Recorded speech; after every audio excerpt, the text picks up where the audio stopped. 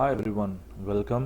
Question number 2 करेंगे exercise 1.1 का, और इसमें हमें करना क्या है, सॉल्व बाय फैक्टराइजेशन मेथड। ये हमारे पास एक क्वाड्रेटिक इक्वेशन दी हुई है, हम इसे सॉल्व करेंगे। और सॉल्व करने से पहले आपको ये चीज़ बड़ी क्लियर होनी चाहिए कि जो सॉल्व का मीनिंग होता है वो क्या है, ठीक है। या हम ये कह लें कि सॉल्व और सिंप्लीफाई में क्या डिफरेंस होता है, ये आपको बहुत क्लियर होना चाहिए, क्योंकि ये जो टर्मिनोलॉजी है ना, ये वो बहुत फ्रीक्वेंटली यूज़ करेंगे आपकी बुक में, solve and simplify. So solve का मतलब स्टूडेंट्स ये होता है कि आपने एक अननोन वेरिएबल जो है उसकी वैल्यू निकालनी होती है। जैसे कि हमारे इस केस में x की value you don't know, right. So हम ये कहते हैं कि ये क्वाड्रेटिक इक्वेशन है और इसमें x की क्या वैल्यूज़ हैं, जो कि x इंटरसेप्ट्स होते हैं वो ग्राफिकली अगर हम बात करें तो। सो हमने x की वैल्यू फाइंड करनी है। तो जब भी वो आपसे किसी वेरिएबल की वैल्यू का पूछेगा ना, तो हमेशा वो आपसे क्वेश्चन करेगा सॉल्व का। सेकेंडली बात कर लेते हैं सिंप्लीफाई क्या होता है। सिंप्लीफाई ये होता है कि आपको जो ऑपरेशन नज़र आ रहा हो, जैसे 2 + 2 है, सो आप इसको क्या कर देते हो 4। सो आपने क्या किया, इस ऑपरेशन को अप्लाई कर दिया, ठीक है। लाइक x + 2 + 2, सो ये आपका क्या आ गया, x4 + x, ये आपका आंसर आ गया, या x + 4, और इसको ux + 4 भी लिख सकते हैं। तो ये आपने चीज़ याद रखनी है कि सिंप्लीफाई करने का मतलब ये होता है कि हमें जो ऑपरेशन नज़र आ रहे हैं, अगर मल्टीप्लिकेशन का नज़र आ रहा है तो मल्टीप्लाई करवाएंगे, सब्ट्रैक्शन है तो सब्ट्रैक्ट करवाएंगे, डिवाइड है तो डिवाइड करवाएंगे। तो अगर हम ऑपरेशंस को सिंप्लीफाई ऑपरेट करते हैं, अप्लाई करते हैं, so that is called simplification. लेकिन अगर हम किसी वेरिएबल की वैल्यू फाइंड आउट करते हैं तो उसको सॉल्व कहते हैं। अच्छा, क्वाड्रेटिक इक्वेशन को इस एक्सरसाइज 1.1 में हम 2 मेथड से सॉल्व करेंगे, ठीक है। अभी जो मेथड मैं आपको करवाने जा रहा हूँ वो है फैक्टराइजेशन। इसके बाद जो नेक्स्ट क्वेश्चन में शुरू होगा, क्वेश्चन नंबर 3 की बात कर रहा हूँ, वो हम फिर कंप्लीटिंग स्क्वायर मेथड भी अप्लाई करेंगे। सो आइए सीखते हैं कि फैक्टराइजेशन मेथड क्या होता है।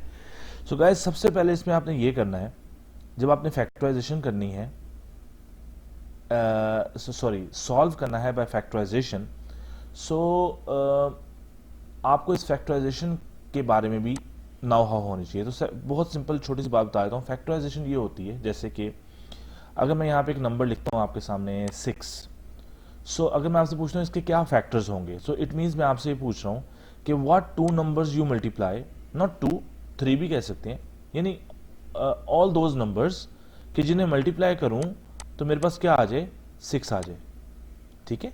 सो 2 और 3 एक ऐसे नंबर्स हैं जिनको मैं मल्टीप्लाई करूँ 6। तो अगर मैं मल्टीप्लाई बाय 1 कर दूँ तो अब 3 नंबर्स हो गए, आंसर वही आ रहा है 6। सो 2, 3 और 1 are called the factors of 6, ठीक है। सो अगर हम बाय फैक्टराइजेशन मेथड इस क्वाड्रेटिक इक्वेशन को सॉल्व करने जा रहे हैं, यानी x की वैल्यू फाइंड आउट करने जा रहे हैं, इट मीन्स कि हमने इस क्वाड्रेटिक इक्वेशन की या इस एक्सप्रेशन के फैक्टर्स बनाने होंगे। फैक्टर्स मतलब ऐसे एक्सप्रेशंस बनाने होंगे कि जिनको मल्टीप्लाई करें तो ये एक्सप्रेशन बन जाए, ठीक है।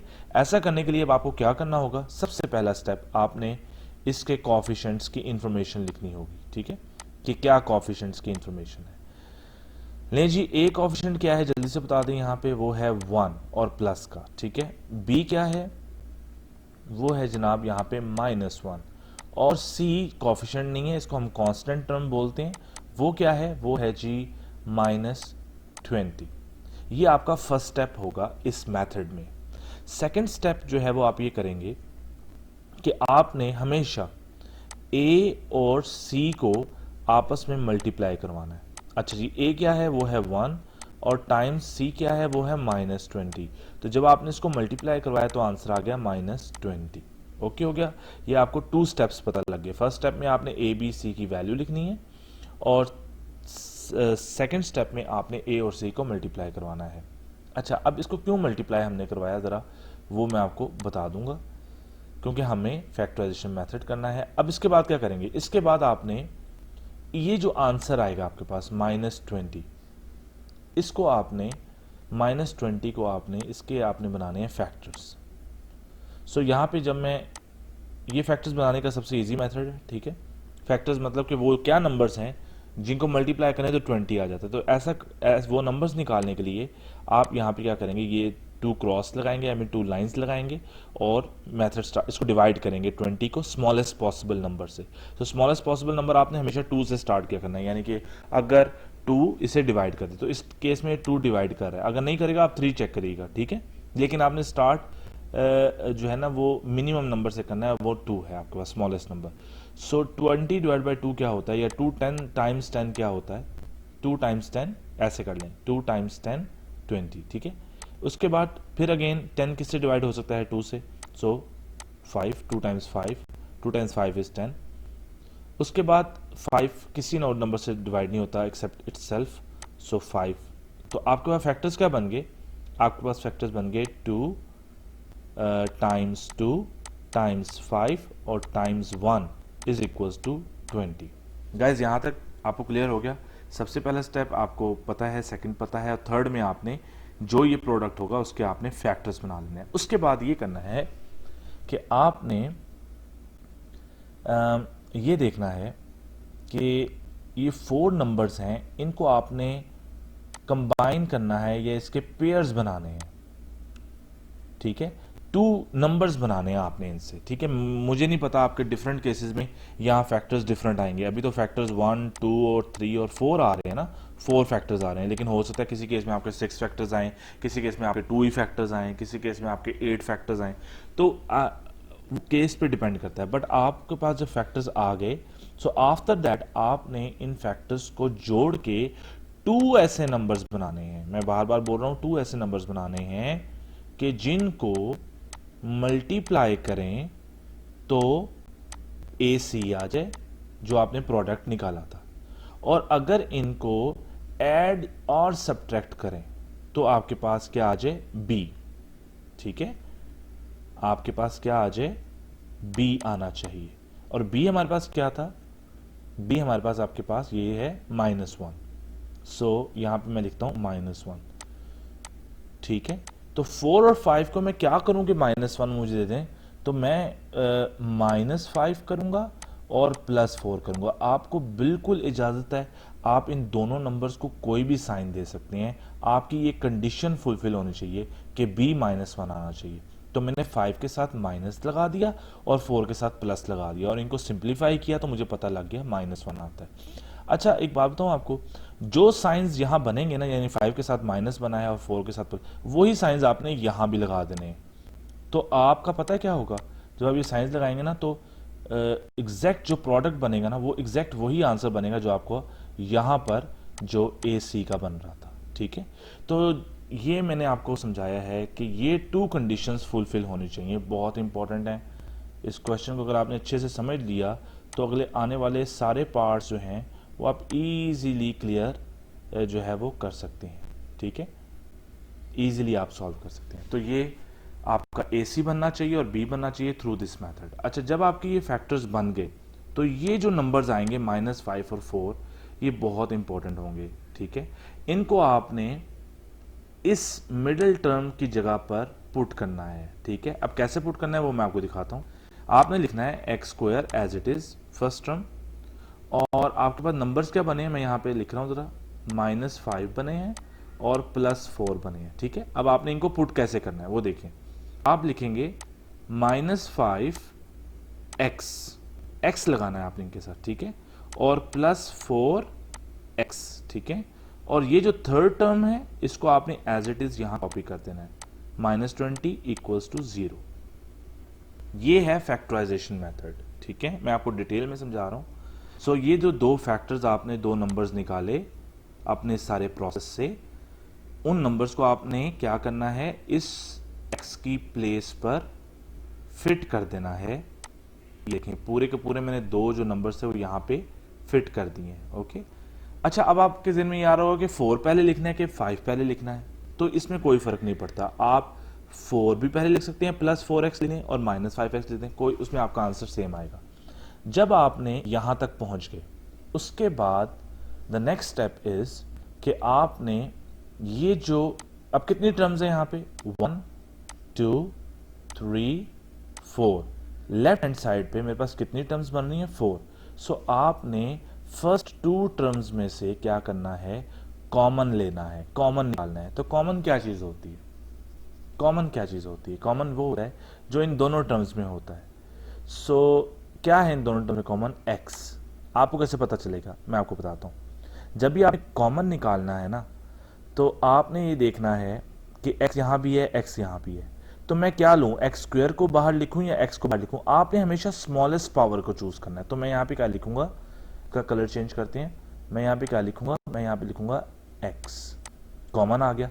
अब नंबर कोई कॉमन आ रहा है? नहीं, नंबर यहाँ पे क्या है 1 और यहाँ पे क्या है -5। सो इसमें जो है वो कॉमन वो चीज़ होती है जो इस नंबर को डिवाइड कर सके। सो 1 इसको डिवाइड कर सकता है, तो स्मॉलर नंबर आपने 1 भी लिख लिया। चलें, मैंने एक फॉर्मल तरीके से करा रहा हूँ, आपको 1 लिखने की जरूरत नहीं होती, ठीक है। अब आपने जब x निकाल लिया, तो अब अंदर कैसे आप इसको सिंप्लीफाई करेंगे वो देखें। फर्स्ट टर्म को, सॉरी, ये जो फर्स्ट टर्म है एक्स स्क्वायर, आपने इसको इस कॉमन से डिवाइड करना है। मैं यहाँ पे रफ वर्क कर देता हूँ ताकि आपको each and every step clear हो।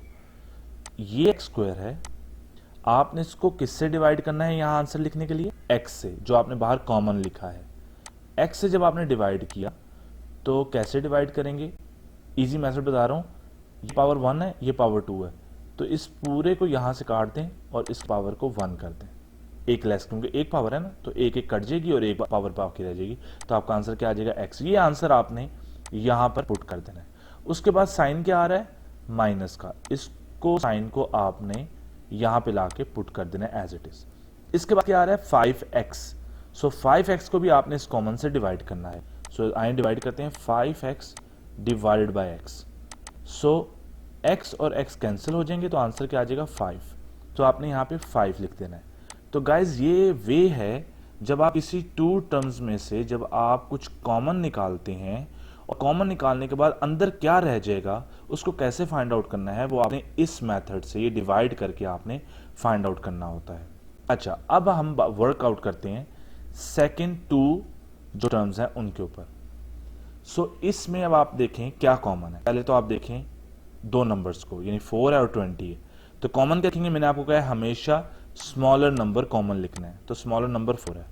अच्छा, मैं 4 क्यों कॉमन लिख रहा हूं? क्योंकि 4 20 को डिवाइड कर सकता है। समटाइम्स क्या होगा कि यहाँ जो स्मॉलेस्ट नंबर होगा ना, लेट्स से स्मॉलेस्ट नंबर होता है यहाँ पे 8 होता है और ये 20, तो 20 और 8 में स्मॉलर नंबर कौन है? 8, ठीक है ना। जैसे मैं यहाँ पे आपको लिख के दिखाता हूँ कि मैं कहता हूँ कि 4x माइनस 20, तो अभी ओरिजिनल है ना, इसको मैं 8 कर देता हूँ। अच्छा, अब मैं 8 कॉमन नहीं ले सकता इसमें से, 8 इसमें से कॉमन नहीं ले, क्यों? क्योंकि 8 जो है वो डिवाइड 20 को नहीं कर सकता। तो मैं क्या करूंगा? 8 से छोटा नंबर सोचूंगा। 7 नहीं कर सकता, 6 नहीं कर सकता, 5 नहीं कर सकता, 4। सो 4 कॉमन आएगा, ओके, क्योंकि 4 8 को भी डिवाइड कर सकता है और 4 20 को। तो इस तरह से आपने कॉमन नंबर्स में निकालना होता है। लेकिन वेरिएबल्स में कॉमन निकालना बहुत आसान है। जो सबसे स्मॉलेस्ट पावर होगी उसको बाहर लिख लेना है। यहाँ पे 1 थी तो मैंने 1 निकाली। अच्छा, यहाँ देखते हैं, बैक टू द पॉइंट। सो यहाँ पे अभी क्या आ गया आपके पास? 4 कॉमन आया, मैंने 4 बाहर लिख लिया। अब x यहाँ पे है, यहाँ पे कोई x नहीं है, इसका मतलब है x कॉमन नहीं है इन दोनों में। तो आप क्या करेंगे? यहीं पर ब्रैकेट स्टार्ट कर देंगे और अंदर वाली टर्म्स को इससे डिवाइड करेंगे। तो गाइस, जब आप 4x को 4 से डिवाइड करेंगे, सो इसको भी यहीं पे कर लेते हैं ज़रा। 4x को 4 से डिवाइड किया, 4 4 कैंसिल हो गया, तो आंसर क्या आ गया? x। सो ये x आपने लिख दिया। और फिर -20 को 4 से डिवाइड करेंगे तो वो क्या आ जाएगा? माइनस या 20 को 4 से डिवाइड करेंगे तो 5 आ जाएगा, ठीक है। तो गाइस, ये आपका स्टेप्स होंगे। अच्छा, अब इसके बाद जब आपने ये काम करेंगे ना, तो होगा क्या कि बहुत ही प्यारा स्टेप होने वाला है। वो क्या होगा? वो ये होगा कि आपकी ये जो 2 ब्रैकेट्स है ना, ये पैरेंथेसिस जो हैं ये वाली, ये आपकी सेम आ जाएंगी। अगर ये आपकी सेम आ गई ना, तो इसका मतलब ये होगा कि आपने जितना भी प्रोसेस किया है वो बिल्कुल सही किया, ये इस बात की गारंटी होगी, ओके। अब जब आप यहाँ तक पहुँच गए, ये सेम आ गई। अगर ये सेम नहीं आई आपके दोनों ब्रैकेट्स, तो आप बैक टू द स्टेप जाएं और चेक करें आपकी कहाँ आपने मिस्टेक की है, ठीक है।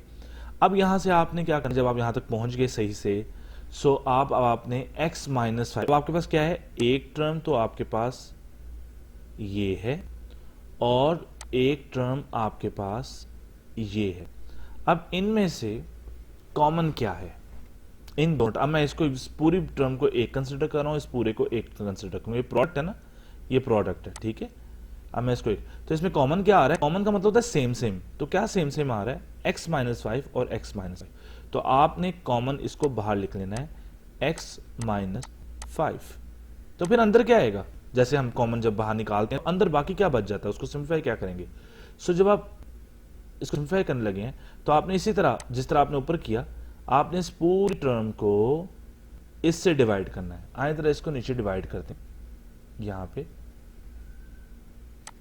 ये देखें x टाइम्स x माइनस 5 को किससे डिवाइड करना है, जो मैंने कॉमन लिखा बाहर, तो कॉमन मैंने x माइनस 5 लिखा। तो गाइस जब मैं डिवाइड करूंगा ना तो ये इजीली कैंसिल हो जाएंगे, क्यों, क्योंकि ये ऊपर न्यूमरेटर में मल्टीप्लाई रहा, कोई फर्क नहीं पड़ता। तो यहां पर अब मेरा रिमेनिंग आंसर क्या बचेगा, यहां पे सिर्फ x। सो गाइस यहां मैं लिख दूंगा फर्स्ट आंसर x। अच्छा, उसके बाद ये प्लस का साइन नीचे उतार लूंगा, ठीक है, और उसके बाद इसको डिवाइड करूंगा अगेन कॉमन से इस पूरी टर्म को, ठीक है, क्या हमारे पास आंसर आ जाएगा 4 is equal to 0। So guys यहां पे आपके पास क्या आ गया, x माइनस 5 x प्लस 4, ये क्या आ गया, ये गाइस आपके पास आ गए factors.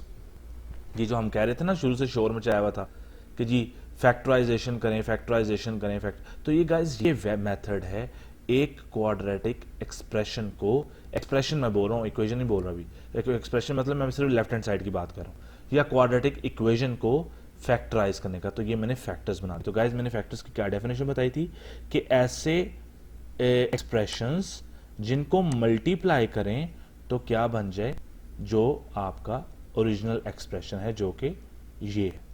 Okay, so I am sure कि जब आप इन्हें मल्टीप्लाई करेंगे बाय डिस्ट्रीब्यूटिव प्रॉपर्टी, सो वो ऊपर वाली एक्सप्रेशन बनेगी। अच्छा, खैर हमारा ये क्वेश्चन यहां तक एंड नहीं हुआ, हमें अगला आगे बढ़ाना है बात को, और हमें क्या करना है, हमें सॉल्व करना है। सॉल्व का मतलब x की वैल्यू निकालनी है, ठीक है। तो हम यहां तक पहुंचने के बाद जो नेक्स्ट स्टेप होगा वो ये होगा कि आप लिखेंगे कि भाई इसका और इसका जो प्रोडक्ट है वो किसके इक्वल आ रहा है, आंसर 0 के, ठीक है। याद रखिएगा टू नंबर्स को या टू एक्सप्रेशंस को जब मल्टीप्लाई करें तो आंसर 0 तभी आ सकता है जब ये कंडीशन हो, क्या कंडीशन हो, that either x minus 5 equals to 0 और x प्लस 4 इक्वल टू 0, ठीक है। देखिए सिंपल सी बात है, दो चीजों का प्रोडक्ट कब 0 आता है, यानी 0 times 4 is equal to 0, 4 times 0 is equal to 0, और 0 टाइम्स 0 इज इक्वल टू 0। यही कंडीशन है। अगर मैं एक एग्जांपल लूं आपके सामने कि या तो फर्स्ट टर्म 0 है या सेकंड 0 है या दोनों ही 0 है, तो हम यहां पे यही कंडीशन लिख रहे हैं कि इधर ये टर्म 0 है तो आंसर 0 आ रहा है, या ये टर्म 0 है सेकंड वाली तो आंसर 0 आ रहा है, ठीक है। तो ये दोनों कंडीशन लगाकर हम x की क्या वैल्यू निकाल लेते हैं, एक x की वैल्यू आ जाती है 5 और एक x की वैल्यू आ रही है -4। हमें कैसे पता लगा, मैंने -5 को यहां शिफ्ट करना है, क्योंकि जिस चीज की वैल्यू निकालनी हो, यानी x की वैल्यू निकालनी है, तो x को एक साइड पे रखें और बाकी हर चीज को दूसरी साइड पे शिफ्ट कर दें। तो गाइस जब आप -5 को टुवर्ड्स राइट साइड शिफ्ट करेंगे तो ये +5 हो जाएगा, ठीक। और जब आप +4 को टुवर्ड्स राइट साइड शिफ्ट करेंगे तो ये -4 हो जाएगा। तो इस तरह से आपके पास x की 2 वैल्यूज आ जाएंगी और ये हमारा आंसर है।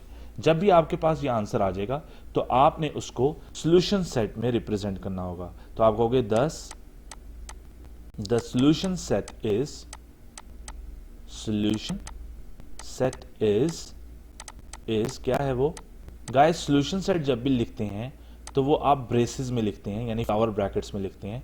तो वो क्या आएगा 5, यानी ये जो नंबर्स हैं यहाँ पे यहाँ पुट कर दें, कॉमा -4 गाइस, ओके। एक्स की दोनों वैल्यूज आपने कॉमा से सेपरेट करके, कॉमा लगाकर सेपरेट करके और ये ब्रेसेस में लिखनी है। तो अब आपका आंसर कंप्लीट हो गया। आप यहाँ पे लिख सकते हो कि therefore x is equal to this and और x is equal to this. So guys ये हम क्वेश्चन कर चुके हैं। आई होप आप अंडरस्टैंड कर चुके हैं कि किस तरह से हम सॉल्व करते हैं क्वाड्रेटिक इक्वेशन को बाय फैक्टराइजेशन मेथड। अगर आपको कोई भी क्वेश्चन हो, आपको समझ नहीं आई कोई स्टेप में, तो आप नीचे कमेंट बॉक्स में अपना क्वेश्चन मेंशन कर सकते हैं and I will definitely answer that. Bye bye.